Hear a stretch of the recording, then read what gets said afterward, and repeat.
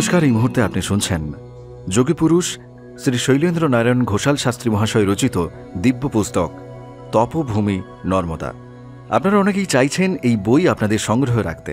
এই ভিডিওর ডেসক্রিপশন বক্সে লিঙ্ক আছে, আপনি সেখান থেকে সংগ্রহ করে নিতে পারবেন।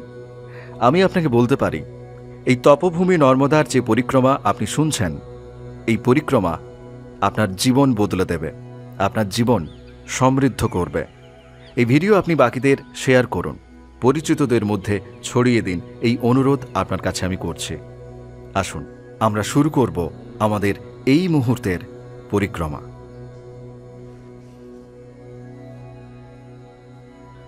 কতক্ষণ, কত ঘন্টা, কত প্রহর যে এইভাবে কেটে গেল তা আমার জানা নেই। সহসা আরেকবার বুকের মাঝখানে মহাত্মার অঙ্গুলি স্পর্শ আমি অনুভব করলাম। তিনি বলছেন, উতরাইয়ে উতরাইয়ে, और चढ़ाई नहीं, उतराइए। বহু জন্মের সুকৃতির ফলে শিবভূমি নর্মদা তটে পরিক্রমা করার অতুলনীয় সৌভাগ্য অর্জন করেছ। অজস্র শিবলিঙ্গ দর্শন ও তাদের পূজা করার সুযোগ তুমি পেয়েছ, কিন্তু শিবতত্ত্ব যথার্থভাবে না জানলে শিবপুত্রী মা নর্মদার করুণা তুমি কিভাবে পাবে? শৈব সাধনার গুচ্ছ সাধনতত্ত্ব জানতে হলে শৈবাগম দর্শনের রহস্য সাধকমাত্রেরই জানা দরকার। শৈবাগম দর্শনের মূল বক্তা স্বয়ং পশুপতি, শ্রোতা মহর্ষি দুর্বাসা। এই জন্য শৈবাগম দর্শনের অপর নাম পাশুপত দর্শন। শৈবাগমের মতানুসারে পদার্থ তিন প্রকার: পশু, পাশ আর পশুপতি। পাদ অর্থাৎ সাধন চার প্রকার: বিদ্যা, ক্রিয়া, যোগ ও চর্যা। প্রথমে পশুপতির স্বরূপ সম্বন্ধে শোনো। যিনি সর্বসমর্থ, অর্থাৎ কোনো কিছু করতে, না করতে এবং তার অন্যথা করতে সদাই তিনি সমর্থ। যিনি নিত্য, নির্গুণ, যিনি সর্বশক্তিমান, সর্বব্যাপী, সর্বথা, স্বতন্ত্র, পরম, সর্বজ্ঞ, পরম ঐশ্বর্য স্বরূপ, নিত্যমুক্ত, নিত্য নির্মল, নিরতিশয় জ্ঞানশক্তি এবং ক্রিয়াশক্তি সম্পন্ন এবং সকলের প্রতি অনুগ্রহকারক। এহন ভগবান মহেশ্বর পরম শিবই, অর্থাৎ একমাত্র শিবস্বরূপ পরমাত্মাই পশুপতি শব্দে নির্দিষ্ট। এই মহেশ্বরের পাঁচ কৃত্য, যথা সৃষ্টি, স্থিতি, সংহার, তিরোভাব ও অনুগ্রহ।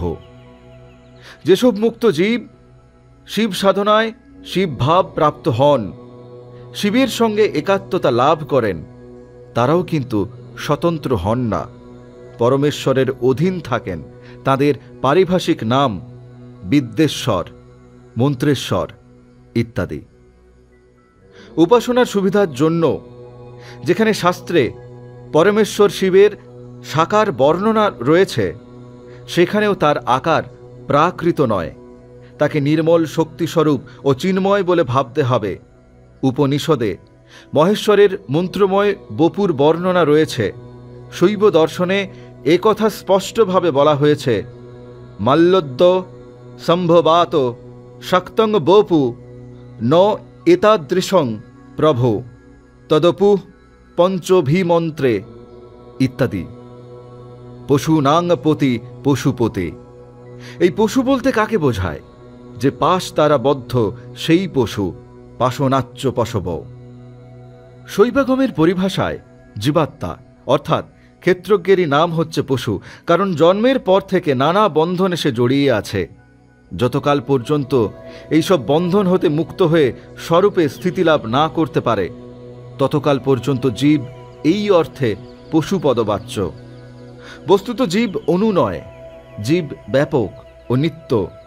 শিবদর্শনের স্পষ্ট ঘোষণা, আত্মনো বিভু নিত্যতা জীবাত্মা পশু দশায়, অর্থাৎ বন্ধন দশায় পরিচ্ছিন্ন ও সীমিত শক্তিযুক্ত থাকে বটে, কিন্তু যখনই পাশমুক্ত হয়ে শিবত্ব প্রাপ্ত হয়, তখনই সে নিরতিশয় জ্ঞানশক্তি ও ক্রিয়াশক্তির অধিকারী হয়। পশু সংজ্ঞায় সঙ্গীত জীবেরই এই অপূর্ব সুযোগ আছে। জীবের পশুত্ব কেবল পাশের জন্য, নানাবিধ বন্ধনের জন্য, এক কথায় দ্বৈত ভাবের জন্য। বিভিন্ন ও বিচিত্র পাশের জন্য পাশবদ্ধ জীব বা পশুকে 3 ভাগে ভাগ করা হয়েছে: বিজ্ঞানাকল, প্রলয়াকল এবং সকল। যিনি পরমাত্মার স্বরূপ প্রত্যক্ষ করে জপ, ধ্যান ও সন্ন্যাস দ্বারা অথবা ভোগের দ্বারা কর্মরাশির ক্ষয় করে ফেলেন এবং কর্মের ক্ষয় হওয়ার ফলে যার শরীর ও ইন্দ্রিয় প্রভৃতির কোনো বন্ধন থাকে না, তাকে বিজ্ঞানাকল বলা হয়ে থাকে। বিজ্ঞানাকল জীবে কেবল মলরূপী পাশ বা বন্ধন থেকে যায়। মল 3 রকম: আনবমল, কর্মজমল এবং এবং মায়িকমল। বিজ্ঞানকল পুরুষে কেবল আনবমল থেকে যায়। বিজ্ঞানকল শব্দের অর্থ বিজ্ঞান অর্থাৎ তত্ত্বজ্ঞান দ্বারা অকল কলারহিত অর্থাৎ কলাদি ভোগবন্ধন সমূহ হতে মুক্ত। যে জীবাত্মার দেহ ও ইন্দ্রিয়াদি প্রলয়কালে লীন হয়ে যায়, যার ফলে তার ভেতর মায়িকমল তো থাকে না, পরন্তু আনব ও কর্মজমল থেকে যায়, এইভাবে প্রলয়কালে অকল অর্থাৎ কলারহিত হন বলে তাকে প্রলয়াকল জীব বলা হয়ে থাকে। যে জীবাত্মার উপর আনব, কর্মজ ও মায়িক এই 3 রকম মল থেকে যায়, তিনি কলা আদি ভোগবন্ধনে যুক্ত থাকেন বলে তাকে সকল বলা হয়। সকল শব্দের অর্থ কলার সহিত বর্তমান।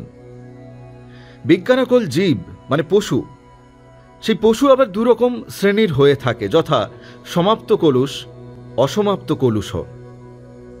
জীবাত্মার দ্বারা অনুষ্ঠিত প্রতিকর্মের লেপ মলের উপর জমতে থাকায় মলের পরিপাক হতে পারে না, পরন্তু যখন সমস্ত কর্মের ত্যাগ হয়ে যায় তখন লেপ জমতে না পারায় মলের সম্পূর্ণত পরিপাক হয়ে যায় এবং এইভাবে জীবাত্মার সমস্ত কলুষও সমাপ্ত হওয়াতে তাকে সমাপ্ত কলুষ নামে অভিহিত করা হয়। এই শ্রেণীর জীবাত্মা কর্ম, মল ও শরীর রহিত হন। সমাপ্ত কলুষ জীবাত্মা কুলকে ভগবান সদাশিব 8 রকম বিদ্যেশ্বর পদ তিনি প্রদান করে থাকেন। শৈবাগমের প্রাচীন গ্রন্থে এই বিদ্যেশ্বরদের নাম দেওয়া আছে: অনন্তশ্চৈব সূক্ষ্মশ্চ তথৈব চ শিরোত্তম, এক নেত্র তথৈবৈক রুদ্রশ্চাপি ত্রিমূর্তিক, শ্রীকণ্ঠশ্চ শিখণ্ডী চ প্রোক্ত বিদ্যেশ্বরা ইমে। অর্থাৎ অনন্ত, সূক্ষ্ম, শিবোত্তম, একনেত্র, এক রুদ্র, ত্রিমূর্তি, শ্রীকণ্ঠ, শিখণ্ডী, এই 8 জন বিদ্যেশ্বর।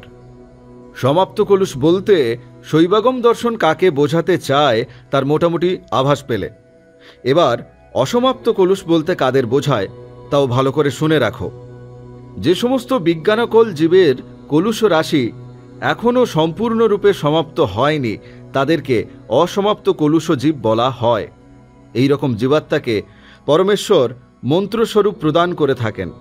কর্ম ও শরীর রহিত কিন্তু আনবমলরূপী পাশ দ্বারা এই বদ্ধ জীবাত্মার নাম হচ্ছে মন্ত্র। এদের সংখ্যা 7 কোটি। এরাই অধিকারী সাধকের উপর কৃপা করে তাদেরকে সাধন পথে অগ্রসর হতে সাহায্য করে থাকেন। বিজ্ঞানকল জীবের মতে প্রলয়াকল জীবও 2 রকম: পক্ক পাশদয় এবং অপক্ক পাশদয়। যাদের মল এবং কর্মরূপী উভয় পাশের পরিপাক হয়ে গেছে তারা পক্ক পাশদয় জীব, তারাই মোক্ষ লাভে ধন্য হন। আর অপক্ক পাশদয় জীব পূর্যষ্টক দেহ ধারণ পূর্বক নানা রকমের শুভকর্ম করতে করতে বিভিন্ন যোনিতে ভ্রমণ করে থাকেন। সকল জীব 2 প্রকারের: পক্ক কলুষ এবং অপক্ক কলুষ। যতই জীবাত্মার মল, কর্ম ও মায়ার পরিপাক বাড়তে থাকে ততই ওই সমস্ত পাশ বা কর্মবন্ধন শিথিল ও শক্তিহীন হতে থাকে। সেই সময় এই সমস্ত পক্ক কলুষ জীবাত্মা মন্ত্রেশ্বর নামে অভিহিত হন। এদের সংখ্যা 118। পূর্বোক্ত 7 কোটি মন্ত্রসঙ্গক জীববিশেষ হবার অধিকারী এই সকল মন্ত্রেশ্বর জীব।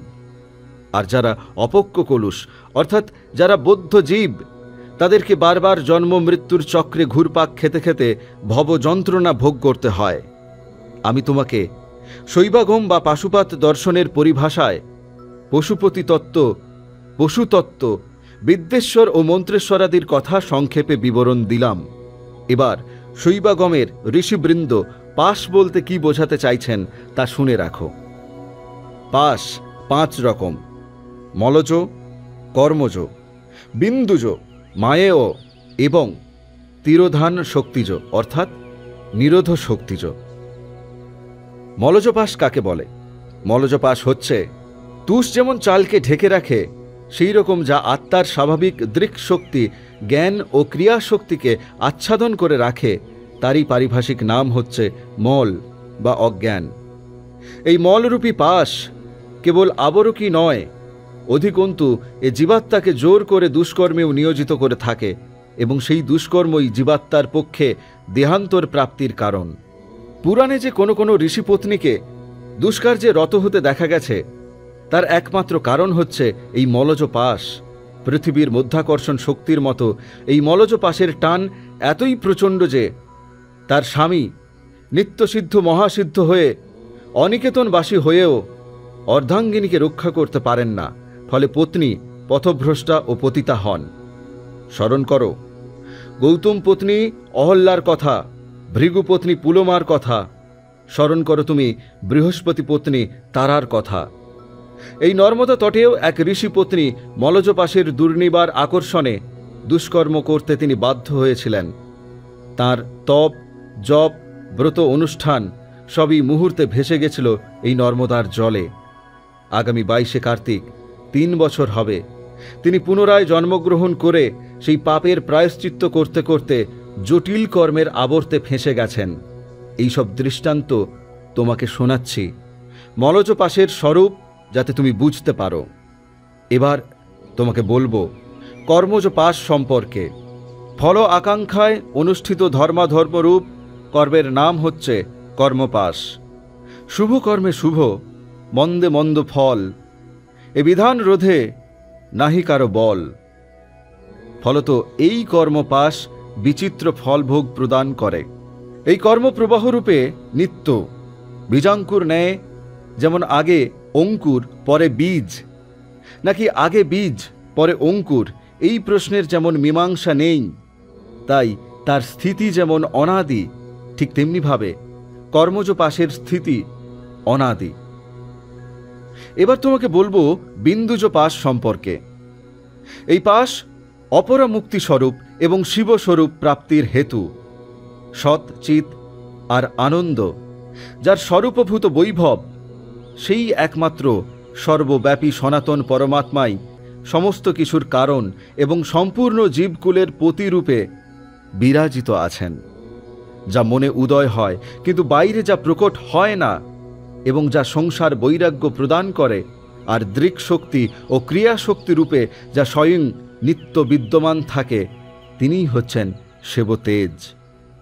আর যে শক্তি দ্বারা সমর্থ হয়ে জীবের পরমাত্মার সন্নিধানে দিব্য ভোগ সম্পন্ন হয় এবং পশুকোটি হতে চিরকালের জন্য মুক্তি লাভ করে, পরমাত্মার সেই একান্ত স্বরূপা আদ্যা শক্তি চিদ্রপা নামে পরিচিত। চিদ্রপা শক্তি দ্বারা উৎকর্ষপ্রাপ্ত বিন্দু দৃক অর্থাৎ জ্ঞান ও ক্রিয়াস্বরূপ হয়ে শিব নামে প্রতিপাদিত হন। এই বিন্দু নিখিল তত্ত্বের কারণ, সর্বত্র ব্যাপক ও অবিনাশী। জীবের অন্তর্লীন ইচ্ছা আদি সম্পূর্ণ শক্তি ওই বিন্দু বলেই চেতনাপ্রাপ্ত হয়ে নিজ নিজ কার্য সম্পাদন করে থাকে। এই কারণে এই বিন্দুকে সর্বানুগ্রাহক বলা হয়েছে। জড় ও চেতনের প্রতি অনুগ্রহ করার জন্যই বিশ্ব সৃষ্টি করার সময় বিন্দুর প্রথম উন্মেষ নাদ রূপে প্রকটিত হয়। এই নাদ শান্তি আদি গুণযুক্ত ও ভুবন স্বরূপ। এই শক্তিতত্ত্ব সবয়ব, এ হতেই জ্ঞানশক্তি ও ক্রিয়াশক্তির উৎকর্ষ বা অপকর্ষের প্রসার ও অভাব ঘটে থাকে। সুতরাং এই তত্ত্ব সর্বদা শিবরূপ। দৃক্শক্তি তিরোহিত অবস্থায় থাকে। ক্রিয়াশক্তি বৃদ্ধিপ্রাপ্ত হলে ঈশ্বরতত্ত্বের প্রকাশ হয়। ঈশ্বরতত্ত্ব সম্পূর্ণ মনোরথের সাধক। আর ক্রিয়াশক্তির তিরোভাব হয়ে জ্ঞানশক্তির উদ্রেক হলে বিদ্যাতত্ত্বের প্রকাশ ঘটে। বিদ্যাতত্ত্ব সদাই প্রকাশধর্মী এবং জ্ঞানস্বরূপ। নাদ, বিন্দু ও সকল এগুলি সৎ নামক তত্ত্বের আশ্রিত। 8 বিদ্যেশ্বর ঈশ্বর তত্ত্বের এবং সপ্তকোটি মন্ত্র বিদ্যাতত্ত্বের আশ্রিত। এই সমস্ত তত্ত্ব শুদ্ধ মার্গ নামে অভিহিত। সৃষ্টি কার্যে ঈশ্বর সাক্ষাৎ নিমিত্ত কারণ এবং তিনি বিন্দুরূপে সুশোভিত হয়ে উপাদান কারণ হন। সত্য কথা বলতে কি, এই বিশ্ব ব্রহ্মাণ্ডে বিচিত্র শক্তিগুণযুক্ত এক শিব নামক তত্ত্বই বিরাজমান আছেন। তাতে অনন্ত শক্তি নিহিত থাকাতেই তিনিই প্রকৃত শাক্ত। প্রভু শিব জড় ও চেতনের প্রতি অনুগ্রহ করার জন্য বিবিধ রূপ ধারণ পূর্বক অনাদি পাশবদ্ধ জীব সমুদয়ের উপর তিনি কৃপা বর্ষণ করে থাকেন। নিখিল প্রাণীবর্গের প্রতি দয়া বর্ষণকারী প্রভু শিব সম্পূর্ণ জীবকে ভোগ ও মোক্ষ এবং জড়বর্গকে নিজ নিজ ব্যাপারে প্রবৃত্ত হওয়ার শক্তি সামর্থ্য তিনি দান করেন। ভগবান শিবসুন্দরের সমান রূপ প্রাপ্তিই শৈবাগম মতে মুখ্য। চেতন জীবের উপর ঈশ্বরের অনুগ্রহ কর্ম অনাদি হওয়াতে সর্বদা তিনি বিদ্যমান থাকেন। সুতরাং কর্মভোগ সমাপ্ত না হলেও ভগবৎ কৃপায় জীবের মোক্ষলাভ হয়ে থাকে। এরই নাম দয়া। এই জন্যই ভগবান শঙ্করকে দয়াল বা অনুগ্রাহক বলা হয়ে থাকে। মায়েও বা মায়াপাশ সম্পর্কে তোমাকে এবার বলবো। দেখো, একথা তুমি নিশ্চয়ই জানো যে সৃষ্টিকার্যে মায়া উৎপাদন। এই মায়া বেদান্তের মায়া নয়, কোনো মিথ্যা প্রহেলিকা নয়। শৈবাগম মতে জগৎ মায়া বা মিথ্যা নয়। এই দর্শনের মতে মায়া নিত্যা, এক, কল্যাণময়ী এবং আদি অন্তরহিতা। এই মায়া নিজ শক্তি দ্বারা মনুষ্য ও জগৎসমূহের সামান্য কারণ। মায়া নিজ কার্য দ্বারা স্বভাবত মোহজনিকা হন। মায়ার এই রূপ হতে আরেক সূক্ষ্ম ও ব্যাপক রূপ আছে, তা পরমায়া নামে প্রসিদ্ধ। মায়া যে শক্তি বলে মনুষ্য ও জগৎ প্রভৃতির সৃষ্টি করেন কিংবা মোহ উৎপাদন করেন, সেই সকল বিকারযুক্ত কার্য হতে পরমায়া সর্বদা ঊর্ধ্বে থাকেন। পশুপতি ভগবান শিব জীবের কর্মরাশি দেখে নিজ শক্তিসমূহের দ্বারা মায়ার ভিতরে ক্ষোভ উৎপন্ন করেন এবং জীবের ভোগের জন্য মায়ার দ্বারাই শরীর ও ইন্দ্রিয়সমূহ সৃষ্টি করে থাকেন। বিবিধ শক্তিময়ী মায়া প্রথমে কালতত্ত্বের সৃষ্টি করেন। ভূত, ভবিষ্যৎ ও বর্তমান এই জগতের সংকলন ও লয় তিনি করেন। তদনন্তর মায়া নিয়মন শক্তিস্বরূপা নিয়তির সৃষ্টি করে থাকেন। এই শক্তি সকলকে নিয়মে রাখেন, তাই এর নাম হচ্ছে নিয়তি। তারপর সম্পূর্ণ বিশ্বের মোহকারিণী আদ্যান্তরহিতা মায়া কলাতত্ত্ব সৃষ্টি করেন। মনুষ্যকুলের মলের কলন করে তাদের মধ্যে কৃতিত্ব শক্তি প্রকট করেন বলে তার নাম হচ্ছে কলা। এই কলাই কাল ও নিয়তির সহযোগে এই মর্তলোক পর্যন্ত সমূহ ব্যাপার নিষ্পন্ন করে থাকেন। ইনিই পুরুষকে বিষয়সমূহের দর্শন অনুভব করাবার জন্য প্রকাশস্বরূপ বিদ্যা নামক তত্ত্ব উৎপন্ন করেন। বিদ্যা নিজ কর্ম দ্বারা জ্ঞান শক্তির আবরণ ভেদ করে জীবাত্মাকে বিষয়রাশির স্বরূপ দর্শন করিয়ে থাকেন। এই জন্য বিদ্যাকে করণ বলা হয়েছে। এই বিদ্যা ভোগ্য পদার্থ উৎপন্ন করেন, যার দ্বারা পুরুষ উদ্বুদ্ধ হয়ে ওই বিদ্যাশক্তির দ্বারাই মহৎ তত্ত্ব আদিকে প্রেরণ করে ভোগ্য, ভোগ ও ভোক্তার উদ্ভাবনা করে থাকেন। অতএব এই বিদ্যা পরমকরণ। বিদ্যা ভোক্তা পুরুষকে ভোগবস্তুর প্রতীতি করিয়ে থাকেন। এই জন্য বিদ্যাকে করণ বলা হয়েছে। চেতন জীব বুদ্ধি দ্বারা বিষয়ের যে অনুভব করেন, সেই অনুভবের নাম হচ্ছে ভোগ। সংক্ষেপে বলা যেতে পারে, বিষয়কারা বুদ্ধি সুখ দুঃখাদি রূপে পরিণত হয়। ভোগ্যবস্তুর অনুভব ভোক্তার নিজের থাকে, বিদ্যা তাতে সহায়তা করে মাত্র। যদিও বুদ্ধি সূর্যের মতো সব প্রকাশ করে, তবুও কর্মরূপ হওয়াতে বুদ্ধিতে স্বয়ং কর্তৃত্ব নেই। বুদ্ধি করণান্তরের সাহায্যেই পুরুষকে বিষয়সমূহের অনুভব করাতে সমর্থ হয়। পুরুষ স্বয়ংই করণ প্রভৃতির সঙ্গে সম্বন্ধ স্থাপন করে এবং ভোগের উৎকণ্ঠায় নিজেই বুদ্ধি প্রভৃতিকে প্রেরণ করে থাকে, আর সঙ্গে সঙ্গে ওই সকল বুদ্ধি প্রভৃতির শুভাশুভ চেষ্টার দ্বারা প্রাপ্তব্য ফলও তাকে ভোগ করতে হয়। এই কারণে শৈবাগমের ঋষিগণের মতে পুরুষ সাংখ্য দর্শনের পুরুষের মতে অকর্তা নন, বরং পুরুষের কর্তৃত্ব যে সিদ্ধ তা স্বীকার করতে হয়। যদি পুরুষের কর্তৃত্ব স্বীকার না করা হয় তাহলে পুরুষের ভোগের কথা ব্যর্থ পড়ে এবং পুরুষ দ্বারা অনুষ্ঠিত সমস্ত কর্মই নিষ্ফল হয়ে পড়ে। পুরুষ করণ প্রভৃতির প্রেরক না হলে এবং পুরুষে কর্তৃত্বের অভাব থাকলে পুরুষ দ্বারা ভোগও অসম্ভব। অতএব এক্ষেত্রে পুরুষই প্রবর্তক। তার পক্ষে করণ প্রভৃতির প্রেরক হওয়া বিদ্যার দ্বারাই সম্ভব বলে স্বীকার করা হয়েছে। পূর্বে যে কলার কথা বলেছি, ওই কলা দৃঢ় বজ্রলেপ সদৃশ রাগের অর্থাৎ আসক্তির উৎপত্তি করেন, যার ফলে উক্ত বজ্রলেপ রাগযুক্ত পুরুষে ভোগ্যবস্তুর জন্য বিষয় প্রবৃত্তি উৎপন্ন হয়। এই জন্য এর নাম হচ্ছে রাগ। এই সমস্ত তত্ত্ব দ্বারা যখন আত্মা ভোক্তৃত্ব দশায় উপস্থিত হয় তখন তিনি পুরুষ নাম ধারণ করেন। তৎপশ্চাৎ কলা হতেই অব্যক্ত প্রকৃতির জন্ম হয়। এই অব্যক্ত প্রকৃতি পুরুষের জন্য ভোগ উপস্থাপিত করেন এবং তিনিই গুণময় সপ্তগ্রন্থি বিধানের কারণ। কলা, কাল, নিয়তি, বিদ্যা, রাগ, প্রকৃতি ও গুণ এইগুলি হচ্ছে সপ্তগ্রন্থি। আন্তরিক ভোগ সাধনের মূলে এইগুলিই আছে। অব্যক্তে গুণসমূহের বিভাগ থাকে না, অব্যক্তই সপ্তগ্রন্থির আধার। এই অব্যক্ত হতেই শত, রজ ও তম এই তিন গুণের আবির্ভাব ঘটে এবং বুদ্ধি গুণত্রয়ের দ্বারাই ইন্দ্রিয়ের ব্যাপারের নিয়ম মন ও বিষয়সমূহের নিশ্চয় করে থাকে। এই রকমের গুণ হতেই তিন রকমের কর্ম হয়ে থাকে এবং তদ অনুসারেই বুদ্ধিও সাত্ত্বিক, রাজসিক ও তামসিক ভেদে তিন রকমের হয়। মহত্ব তত্ত্ব হতে অহংভাব বৃত্তিযুক্ত অহংকার উৎপন্ন হয়। অহংকার সত্ত্বাদি গুণভেদে তিন প্রকার: তৈজস, রাজস ও তামস অহংকার। তৈজস অহংকার হতে মন সহ পঞ্চ জ্ঞানেন্দ্রিয় উৎপন্ন হয়।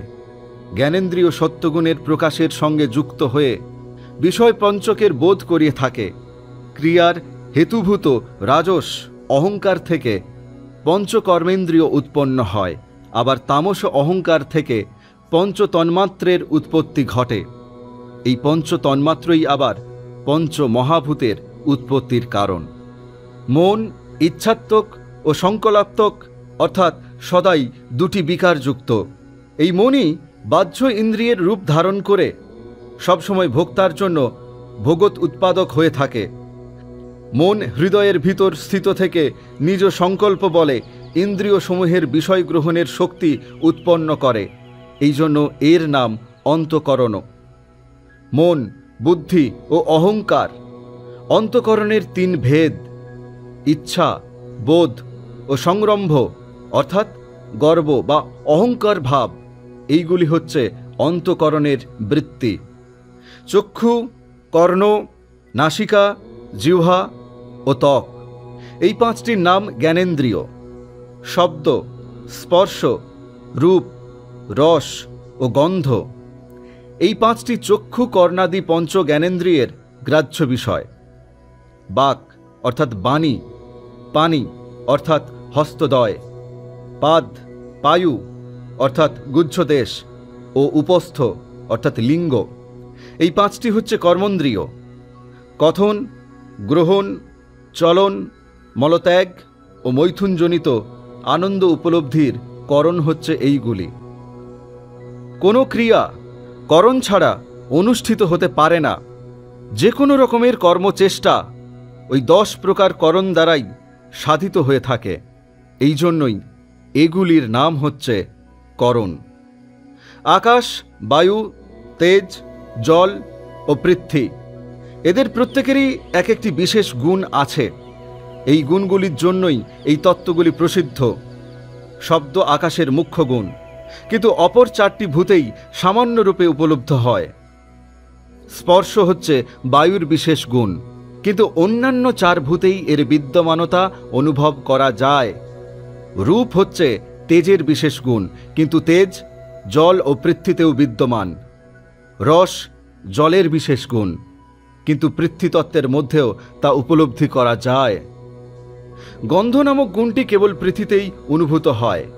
এই পঞ্চভূতের কার্য অবকাশ, চেষ্টা, পাক, সংগ্রহ ও ধারণ। বায়ুতে শীত স্পর্শ নেই, উষ্ণ স্পর্শও নেই।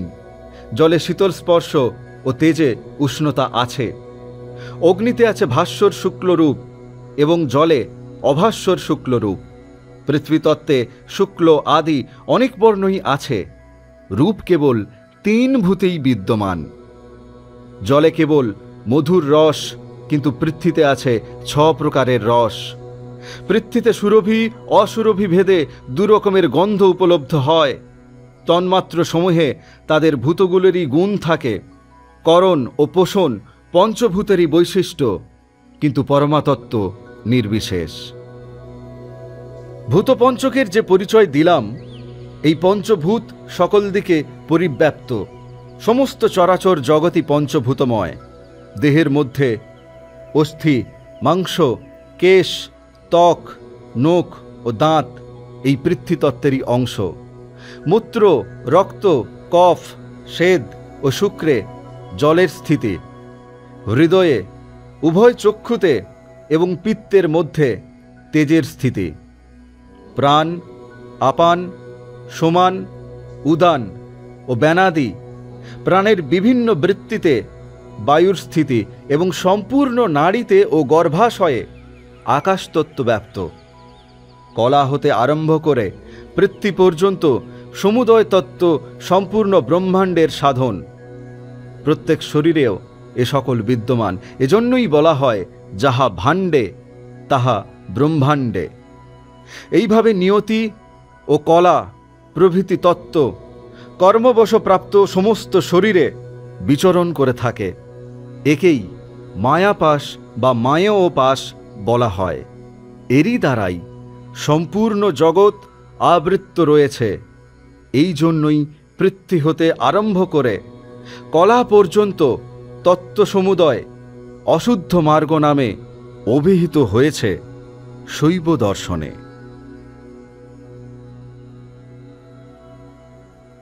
মা নর্মদাকে প্রণাম জানিয়ে এই এপিসোড এখানেই বিরাম দিচ্ছি।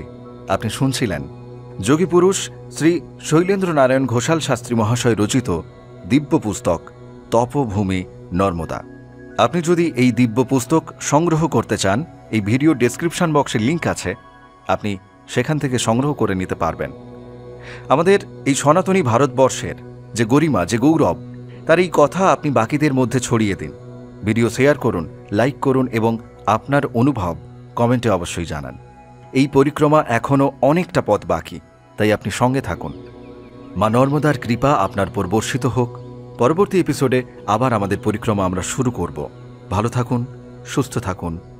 নমস্কার।